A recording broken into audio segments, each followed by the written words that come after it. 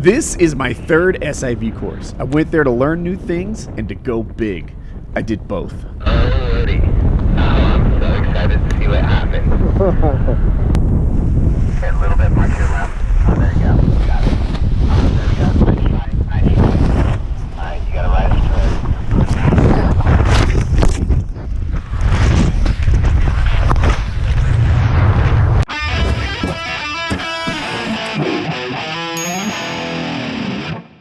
So this is an SIV course. People ask what that stands for, and it's French. So in English, there isn't like a direct, letter for letter translation, but I like to put it like this: Simulated Incident in Flight.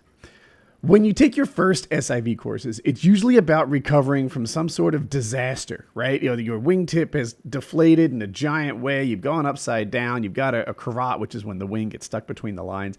And they teach you how to sort that stuff out. As you get into your second, or in my case, my third SIV course, you can do that again if that's your cup of tea, or you can work on acro maneuvers, which is my cup of tea. So this is my first flight we're looking at right now.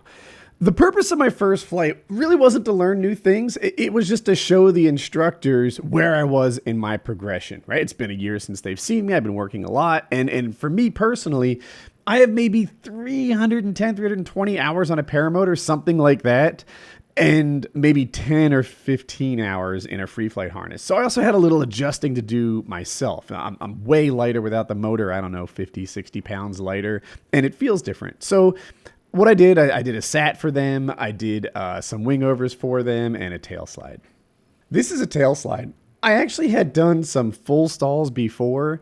When I first learned to full stall, that is to take your brakes, bury them all the way down, the wing sort of collapses up behind you, got to be brave, hold it, and then come out slowly or in like a two-step release. I felt almost like a passenger. I had survived the experience, but I wasn't really flying it. And in this video, you'll see that transforms. And even a month before this, in August, I was doing some tail slides and some full stalls and just getting my arms around the maneuver.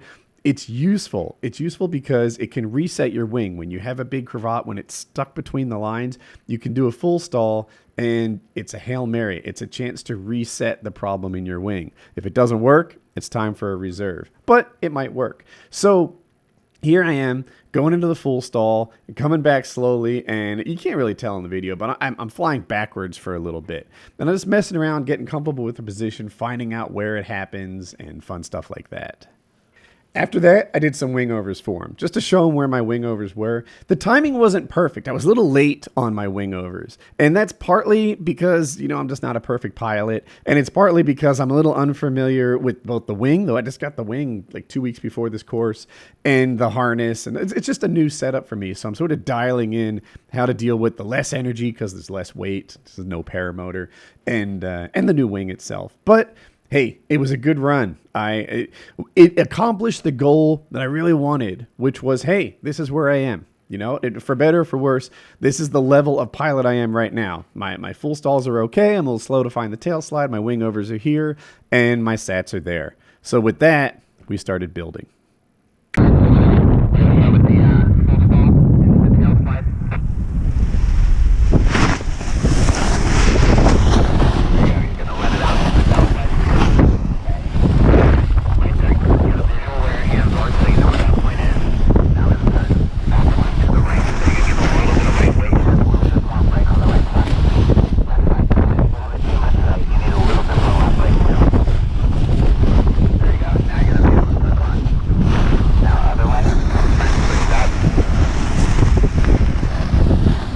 All right, now I know that's not completely clear with what you're looking at there, but for me it was a big deal.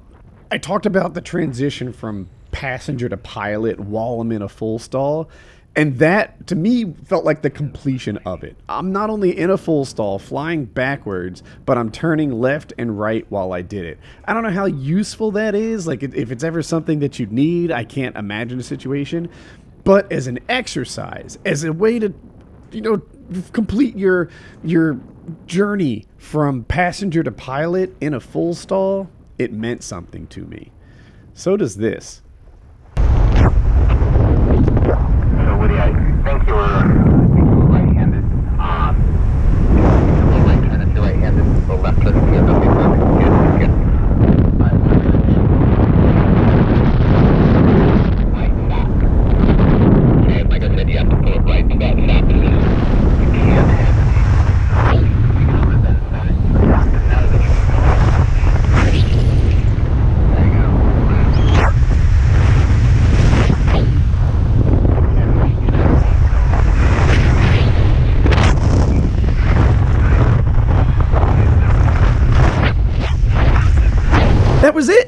That was a new thing. That was my first dynamic sat. That was my first new trick in like the last 10 months. I get that the camera angle maybe doesn't show how awesome it is. I'll try to help you with that. But I was very psyched to have done something brand new to me.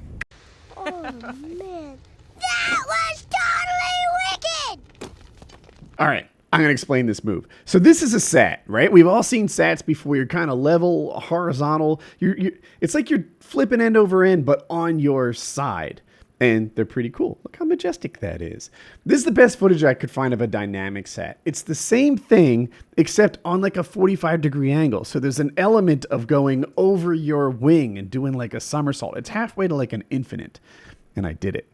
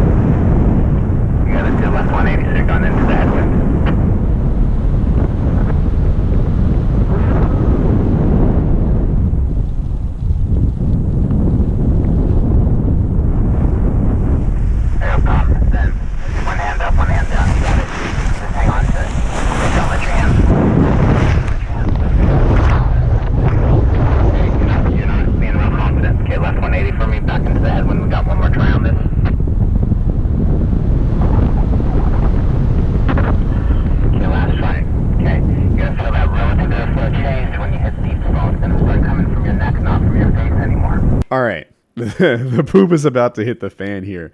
Let me take a second to explain to you what I'm trying to do and where my head was while I was trying to do it. So some of the other students had more success at doing helis than me. Even students with less experience flying just seemed to be falling into it. And they weren't great helis. They were actually kind of not good ones. Their wing wasn't inflated. It was a bit of a mess. But they were twirling around and I wasn't. So I thought to myself, I'm going to hang in there. I'm going to show a little courage. You just mentioned that, like, what do you need more confidence when you do this? So I thought, all right, baby, you need bravery.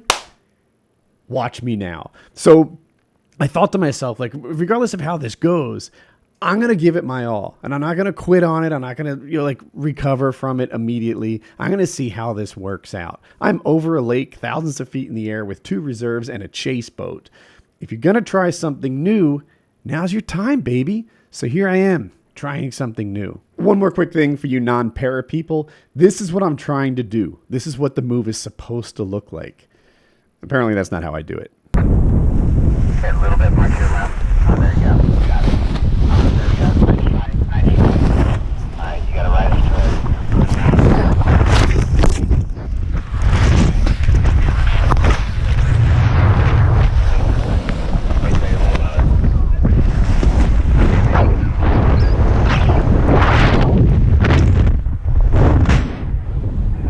there's a second look. Let's take a peek. So here's my heli. It's off axis. Everything's going to hell, but I don't quit right away. All right, slowing this baby down. So the first mistake I make is I prioritize this riser twist. I really have bigger fish to fry. You can twist around. Sometimes people twist around just to talk to each other. Not paramotors so much, but paragliders. You can do it. It's not a catastrophe. The catastrophe I do have is this horizon coming up at me. I have a huge surge, and here I check the brakes. Too little, too late. I should have been focused on that surge from the get-go, and this would have never been much of a situation. Live and learn. Here is where I hit the wing. Now, I think something grabby grabs a line. You can see the start of it. I'm not positive that's where it happens, but yeah, something grabs a line as I fly by it. I could maybe be smart to look at my harness and reduce that kind of thing. Now I have a stall ball. I think the reason it's like that is because one line is grabbing when the rest are not. Otherwise, it would most likely pop open and start flying again. In a second here, and I'll take a few seconds in slow motion, my instructor tells me, Woody, we might have a reserve situation here, or something to that effect. And you'll see my right hand. I'm on the brakes now, kind of piloting it, figuring it out, seeing what's up, observing, just, getting a grip of the situation. But he'll say, Woody, we might have a reserve situation here. And I take my right hand off the brake and start to reach for my reserve. And then over the radio, he goes, wait a second. We might have something here. And he's right. I've got, what would you call that? Maybe a 50% collapse and a pretty big cravat. I think that you'd call that. But it's still in front of the lines, meaning there's a fair chance that it can just pop out. And sure enough, it does. This acro wing I have, the Octane 2, is known for being one of the more forgiving ones. It doesn't surge with as much energy as some of the other ones. Its aspect ratio is not so aggressive. It's meant to sort of recover from pilot mistakes like you just saw. So now I've got a couple little problems on my hand. One that I know about is this riser twist. I'm not sure how many twists I have here, but I'll call it 2 or 3. Not the end of the world. I've got about a 40% deflation, but that thing's popping out. We're okay. When I get to here, I feel pretty good. At this point, I've got a wing that's over me and flying. It's maybe pointing at the horizon a little bit, but I'm pretty confident that if I go hands up, and I'm about to, that this thing will fly away. I just have a riser twist and not too much brake applied. So I start grabbing the riser and I start untwisting myself. And with that, the bulk of the problem is okay. The new thing that I learned shortly afterwards is I've torn about a 2-foot hole in my wing. If you look at the video right now, it's about 1/3 in from the left and towards the back. You got a pretty good shot of it. That's a hole in my wing. So for day 2 and 3 videos, you'll see that baby. We just duct tape it back together and send it, because I'm in an SIV course and I'm not going to miss this opportunity. But yeah, this is the worst mishap. If it's a learning experience. You're over water. I had 2 reserves, a boat, etc. But this is as hairy as my weekend got, but it was pretty cool, and I learned a lot from it. I'll sum up, what I learned all weekend later, but I did learn, when things go hairy, that it maybe bail out sooner.